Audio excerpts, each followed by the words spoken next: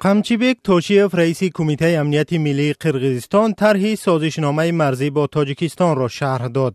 او با وکیلان پارلمانی کشورش گفت که دهه داستوگ را به تاجیکستان دادند و بر عوض دهه قیرقاچ را گرفتند.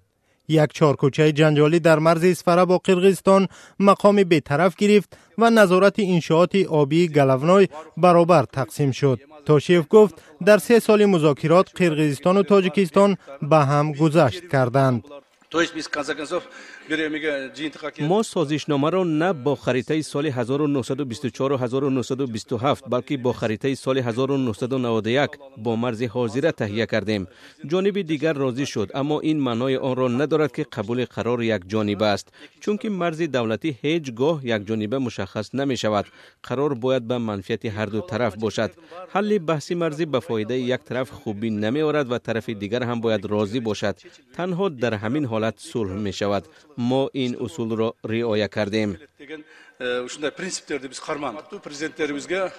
5 کمیته پارلمان قرقیزستان روزی 27 فوریه طرح سازشنامه مرزی را پذیرفتند.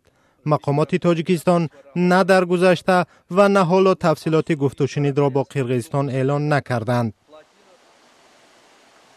نامشخصی مرزی تاجیکستان و قرقیزستان سالها سبب جنجال و خونریزی بود.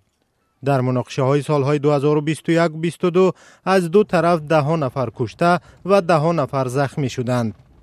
از جزئیات طرح سازشنامه که جانب قرقیزستان آشکار کرد روشن نیست مرز بیشتر به سود کدام کشور مشخص شده است.